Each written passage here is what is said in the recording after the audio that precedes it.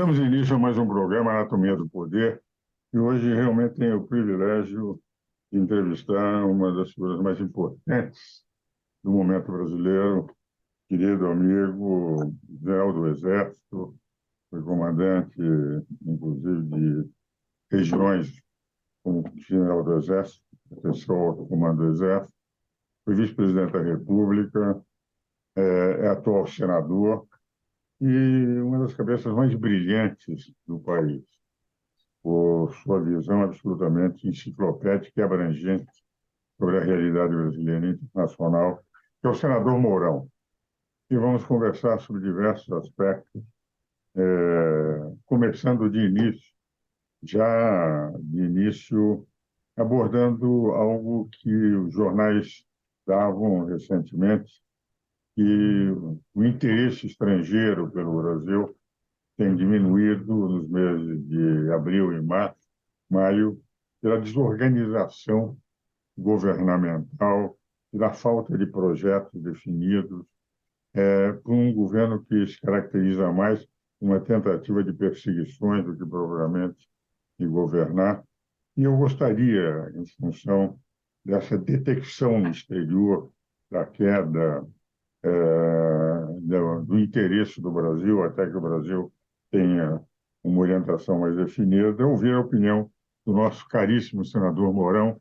Me alegra muito estar mais uma vez no nosso programa. Muito obrigado, doutor Ivo. Satisfação poder estar conversando com o senhor e com todas as pessoas que nos acompanham.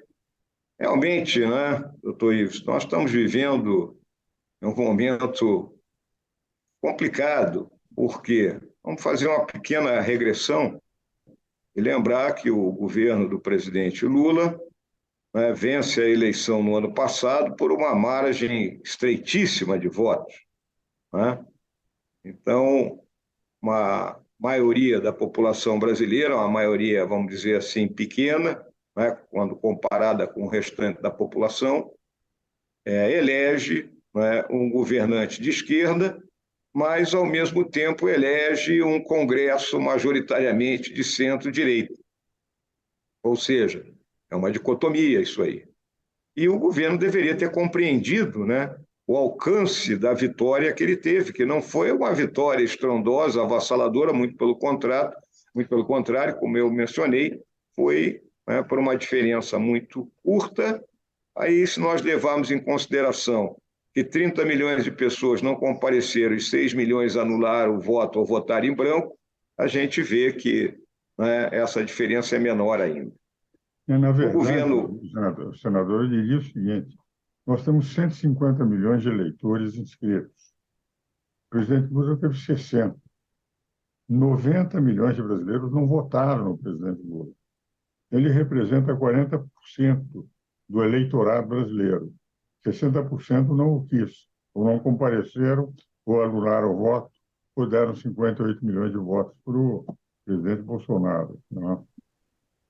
Pois é. E a partir daí, eles deveriam ter feito uma avaliação e entendido, né, que as políticas esquerdizantes que eles buscam não teriam aprovação, né, seja, né, da população e principalmente dos seus representantes aqui dentro do Congresso.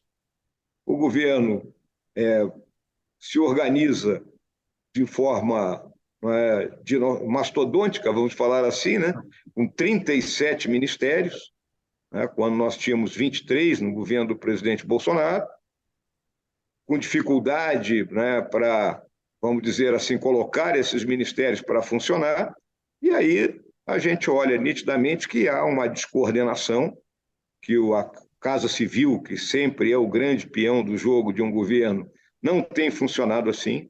As relações com o Congresso também não estão funcionando de forma correta e coerente.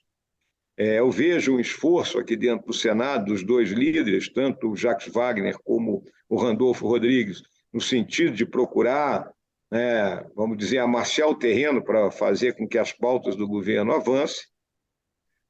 Economicamente, né, nós estamos patinando, o país continua aí tentando debelar esse surto inflacionário, que não é privilégio nosso, né, ocorre no mundo inteiro. Entre janeiro, 1º de janeiro, e o dado que eu tenho até 22 de maio desse ano, ingressaram na Bolsa aí em torno de 10 bilhões de reais vindo do exterior. Né? E ano passado, no mesmo período, foram 50. Então, nota-se nitidamente uma falta de confiança do investidor internacional. Por quê? Porque a gente vê o governo querendo andar para trás, com o olho no retrovisor. É a questão dos preços do petróleo, é a questão do marco do saneamento, é a questão da privatização da Eletrobras, é a questão da reforma trabalhista. Então, uma série de medidas que foram para o país andar para frente, né, o governo procura fazer um retrocesso.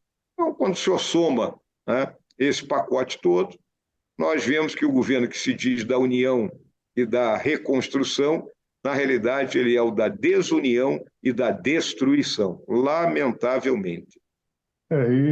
E é um dado que mais me preocupa, o senador. Nós temos debatido no conselho que eu presido, na FEComércio, no conselho dos notáveis lá na Confederação Nacional do Comércio, há uma preocupação do governo muito mais de vingar o que ele entendia que foi uma injustiça do que propriamente governar. E, nesse particular, com a colaboração, apesar de respeitar muito o ministro Supremo, ter lido escritos com a maioria deles, com uma reformulação do pensamento da direção do Supremo Tribunal Federal, porque sempre o Supremo foi apenas um legislador negativo. Nunca ele atuava para legislar, nunca criava hipótese. Mas, à luz de uma interpretação nova do consequencialismo jurídico, jurisdição constitucional, eles entendem que eles podem interpretar a Constituição pelos princípios gerais, independente das leis existentes, criando hipóteses à luz da sua interpretação. Nós passamos a ter o Supremo Tribunal Federal, ao meu ver, se transformando não num poder técnico, mas mais num outro poder político. E um poder político, de certa forma, unido na mesma linha do presidente Lula, ao ponto de ter atuado diretamente nos últimos 15 dias, cerceando a liberdade de expressão de determinadas redes consideradas conservadoras. Então, isso dificulta ainda mais a definição de política que nós temos. Poder executivo e o poder judiciário, numa interpretação jurídica que eles dão da jurisdição constitucional, do consequencialismo, uma atuação, por exemplo, criando hipótese para afastar o Dallagnol, agora partindo. Então, esse certo ativismo judicial, que eles denominam de jurisdição constitucional, também é um dos fatores que, a meu ver, atrapalha, porque os dois poderes populares, aqueles que representam o povo, passaram a ter um poder que é técnico, que não representa o povo, mas representa a lei. Como é que o senhor vê isso? Ou o senhor acha que a minha interpretação não é correta? Doutor Ives, eu concordo, né, 100% aí com essa avaliação do senhor, até pelo saber jurídico, né, notável que o senhor tem. Isso é um processo, na minha visão, esse processo ele se inicia ali a partir vamos dizer, do impeachment da presidente Dilma, ou talvez até um pouco antes, né, quando começam a chegar na Suprema Corte, né, os processos oriundos da Operação Lava Jato, e aí, né, pouco a pouco, há um avanço, né, por parte da Corte Suprema em ações que não são, dizem respeito, né? Como o senhor falou, sempre foi um legislador negativo, e agora ele quer se atribuir um poder que não está concedido a ele pelo povo, que é de quem, né, de acordo com o que está escrito na nossa Constituição, emana todo o poder. E o pior disso aí é a questão dos inquéritos conduzidos diretamente pela Suprema Corte, né? Passando por cima vamos dizer assim, da questão do juiz natural, né? Eu vejo, por exemplo, nesse caso aí dos presos pela aquela baderna do dia 8 de janeiro, essas pessoas estão sendo julgadas na primeira instância ainda. Então, eles não têm a quem recorrer após o término desse julgamento deles. Vão recorrer a quem? A Deus, né?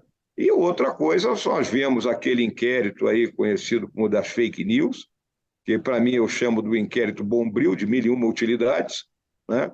Aberto de ofício pelo então presidente da Suprema Corte, numa interpretação alargada do regimento interno, que nem lei é, né? E que fica claro, né? Há um inquérito na Suprema Corte, haveria se, por exemplo, roubou computador lá dentro. Ok, você abre o inquérito para investigar o roubo de computadores. Perfeito. Mas não em ações que estão ocorrendo fora dos muros da Corte. E aí nós temos a figura do ministro Alexandre de Moraes sendo vítima, investigador, denunciador e julgador. Né?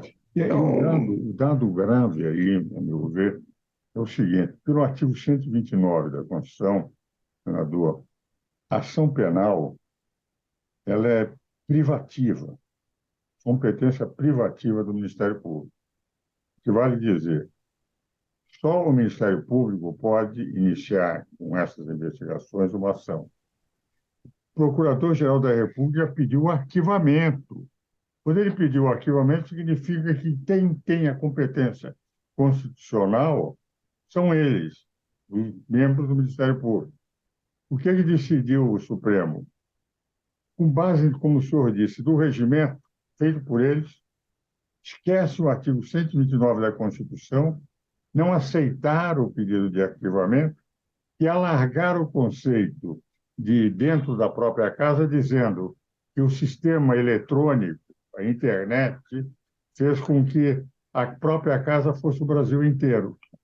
Sim. Pela qual nós passamos a ter um regimento valendo mais do que a Constituição, e isso, a meu ver, dificulta a nós, professores de direito constitucional, ensinarmos o direito constitucional, dizer o que está na Constituição é isso, mas o Supremo interpreta como quiser e faz a nova Constituição. E nós estamos hoje criando um novo direito a partir dessa tese da jurisdição constitucional. Senhor senador, nós vamos agora para os nossos comerciais e voltamos para continuar discutindo o nosso programa Atualidades Brasileiras.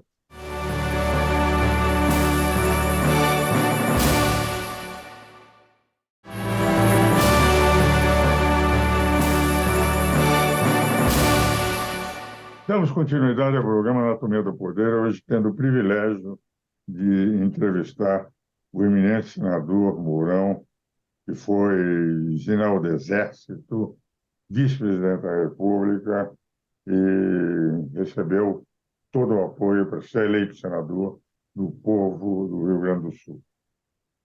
Senador, como eu faço em todos os programas, eu ofereço um livro. Esse é um livro que eu vou lhe mandar amanhã, chama-se Minha Luta, a Luz do Caminho.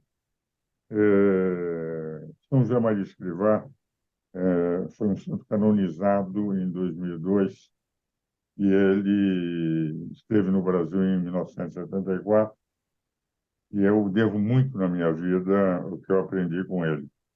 E ele escreveu um livro que é famoso, traduzido em quase todos os idiomas, uma edição em praticamente todos os países do mundo, chamado Caminho, com 999 contos. E eu fiz uma reflexão sobre cada um desses pontos. Me impressionou muito. A minha vida eu devo muito em nível de santificação do trabalho ordinário, na busca de santificação do trabalho ordinário, de valores dentro da profissão. São José Maria Escrivá, tive na canonização e beatificação dele, e tenho correspondência, cartas que ele me escreveu durante aquele período. Vou lhe mandar esse livro amanhã. Positivo. Obrigado. Senador, vamos começar, então, na nossa conversa sobre o dia 8. Dia 8, a impressão que eu tinha, e gostaria de ouvir isso, é de que nunca vi, eu sou da Academia Paulista de História, escrevi livros de história, na história do mundo, nesse meu livro, inclusive, A Era dos Desafios, faço uma análise, naquele outro, Uma Breve Teoria do Poder, também nunca vi uma revolução no mundo, um golpe no mundo, sem armas. Sem armas. Quer dizer, chamar de golpista aquele grupo, inclusive de crianças, de mulheres, e de alguns vândalos que têm que ser punidos, porque não teria sentido, mas que aquilo representava um golpe de Estado, se manter isso, me parece, entende, algo, como dizia, foi particularmente exagerado. Como é que o senhor examina esse dado, general? Pois é, doutor Ives, na minha visão, né, foi 8 de janeiro, né? E falando aqui de uma forma bem, vamos dizer assim, sem partidarismos nisso aí, né? Olha, as manifestações que ocorreram ali após a eleição do presidente, né, Lula, e a derrota do presidente Bolsonaro, na minha visão, tinham a hora e o local errados, né? Ir para a frente do quartel para pedir intervenção das Forças Armadas era algo, para mim, totalmente inapropriado, porque seria um golpe de Estado e que colocaria o país no limbo, né? Essas manifestações, na minha visão, deveriam ter ocorrido, né, no passado, quando a Suprema Corte lavou o Lula, né? A Suprema Corte fez uma lavagem do Lula, deixou ele limpinho, bonitinho, em condições de concorrer novamente. Ali devia ter havido um protesto vigoroso, né, porque o argumento, né, para a Suprema Corte lavar o Lula foi que ele tinha sido julgado do lado par da rua e deveria ter sido julgado do lado ímpar, né? Então, argumento bem pífio, né? Até porque já tinham decorrido 5 anos com N pedidos, né, dos advogados do presidente Lula, né, a respeito dessa questão. Muito bem. Bom, o esvaziamento das manifestações, o presidente Lula assume.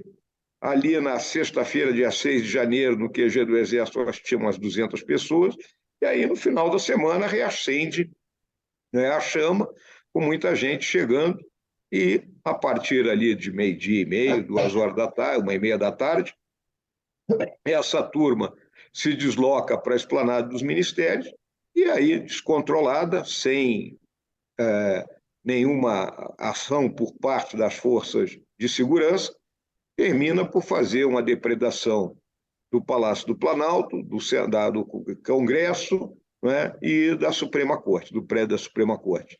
Um dia de domingo, onde nenhum dos poderes instalados estava em Brasília. Eu lembro que fazia uma semana que o novo governo tinha assumido, mês de janeiro, está todo mundo em férias. Eu sempre falei que se alguém quiser declarar guerra ao Brasil, declare em janeiro, nesses primeiros dias de janeiro, porque está todo mundo, né, na ressaca do Réveillon, né? Essa é a realidade. E aí, né, passa a se analisar esse troço como uma tentativa de golpe, que não foi. O que houve foi um ato de vandalismo, como o senhor colocou, e essa turma que vandalizou, quebrou, tem que ser julgada de acordo com a lei, seguindo o devido processo legal, obviamente, né? E é um crime, quando o senhor for olhar, né, de menor hierarquia quando comparado com outros crimes, né? Agora, temos a ação do governo. Então, na minha visão, o governo, né, ele fez uma péssima análise de risco, né, não entendeu o que poderia ocorrer e não se preparou para enfrentar a baderna. Porque se tivesse feito a análise de risco correta, teria acionado, né, a Polícia Militar do Distrito Federal efetivamente em força, que bloquearia a esplanada, e, obviamente, a Guarda Presidencial teria reforçado efetivamente a segurança do Palácio. Então, o governo falha na sua análise de risco e, por outro lado, nós temos um grupo de baderneiros, né, que leva a esse acontecimento que, se olharmos pelo lado puro e simples, foi isso, uma baderna. Chamar de golpe de Estado, onde não foi disparado um tiro, não morreu ninguém, é ridículo. E é um dado só, antes de passarmos para o outro lado. São Paulo teve a mesma informação que o ministro da Justiça teve. O secretário de Justiça de São Paulo, Fábio Preto, que foi presidente do Tribunal Regional Federal. O que ele fez? Os pontos em que havia mais acumulação de pessoas, ele reforçou, quando teve as informações, no dia 6, para impedir qualquer gesto. Eles tiveram as informações em Brasília. Então, nós temos uma de duas hipóteses. Ou trata-se de crime de menor intensidade que a baderna, e daí não há necessidade de punir as omissões, ou se trata como golpe, tem que se aplicar o artigo 5º, inciso 43, no qual os que a financiaram, os que praticaram, os que se omitiram são igualmente responsáveis. O inciso Exatamente. 43 da Constituição põe no mesmo nível a omissão, os que financiam aqueles que seguiam os atos terroristas do golpe, com atos que pretendiam que se definisse nessa linha de terrorismo. Então, de rigor, nós vamos ver, embora a CPI dos atos seja uma CPI interessante, mais de metade ela é constituída de pessoas que se negaram a assinar o pedido de CPI. Inclusive, a relatora negou-se a assinar o pedido para a CPI e a relatora da CPI. Nós fizemos o programa com o senador Girão, semana passada, e ele dizia isso. E é um verdadeiro absurdo. Quem não queria a CPI é que vai estar discutindo a CPI. E, senador, para Exatamente. aproveitar indo... Pois não, o senhor ia dizer alguma coisa? Não, não, concordo aí com o senhor nessa questão da CPI. Agora, como já muito rapidamente, para poder falar um minutinho da reforma tributária, também um outro dado que me preocupa, senador, queria saber a sua opinião, essa questão, o problema da vacina. Onde é que está um problema de fake news nessa apuração de vacina? Como é que o senhor vê isso? Em que é fake news se houve ou não a duração de um documento de vacina, onde é que isso é fake news para ser examinado como desinformação para o público? Pois é, doutor Ives. Na realidade, está sendo tratado como milícia digital, né? Então, é óbvio que, né, então, o tenente-coronel Cid, né, cometeu, vamos dizer assim, uma lambança ao por não se vacinar e resolver que ia viajar para os Estados Unidos com a família e aí forjar um atestado de vacina. Isso é um crime de baixíssima hierarquia, vamos colocar assim, né? Não é por rapaz estar preso lá na Polícia do Exército, né? Os outros auxiliares diretos do presidente, como o capitão Cordeiro, né? O subtenente Max, também todos presos, como se fossem, né, perigosos e facínoras, né? Quando, né, uma coisa que a gente nota nitidamente é que isso se destina a exercer uma pressão sobre a figura do presidente Bolsonaro, né? Então, utilizando de forma ilegal, fazendo um constrangimento, né, sobre os seus auxiliares diretos. Então, é um assunto tão, né, sem, vamos dizer assim, irrelevante, né? É um assunto tão irrelevante que não mereceria, né, uma única linha da Suprema Corte. É um caso para juiz de primeira instância, né? O Ministério Público que denunciasse, era o tipo do processo que os acusados responderiam em liberdade. No final das contas, se fossem condenados efetivamente, isso daria 2 anos ou menos de 2 anos, com direito a sursis, com tudo que tinha direito aí, né? E não é o que nós estamos vendo. Estamos vendo essas pessoas presas. E eu vejo, né, com preocupação que essa prisão é para exercer uma pressão sobre a pessoa do presidente Bolsonaro. E último dado, senador, muito rapidamente, estamos no fim do programa. O que o senhor acha da reforma tributária que está sendo proposta pelo governo? Olha, doutor Ives, todos nós sabemos que é necessário, né, organizarmos o nosso sistema tributário, porque é um sistema caótico, é caro, nós temos alíquotas altíssimas, mas me preocupa, né, o que eu estou vendo, essa questão de haver uma transição longa entre um novo sistema e o sistema que já existe, tá? Então, na minha visão, nunca aquele aforismo, o ótimo inimigo do bom, vai ser tão válido como para essa questão tributária. Então, o que eu acho que seria fundamental? Simplificar, doutor Ives. Simplificar. Podemos fazer um IVA federal, que é simples, né? Juntar essa cesta aí de PIS, COFINS, IPI, contribuição sobre o lucro líquido, são os impostos federais, faz um IVA federal. E na questão do ICMS e do ISS, o fundamental é o quê? Uma legislação única. Nós temos 27 legislações de ICMS, que mudam constantemente, e 5.400 legislações de ISS. Então, se nós fizermos uma unificação dessas legislações, de modo que o empresário que tenha negócio em diferentes estados, diferentes municípios, entenda aquilo que ele está pagando, eu acho que, num primeiro momento, nós teríamos atingido o bom, para depois a gente caminhar para o ótimo. Agradeço muito, senador Mourão, a sua participação no nosso programa. Realmente os telespectadores devem ter aproveitado bastante. E, senhores telespectadores, eu os espero novamente no próximo domingo.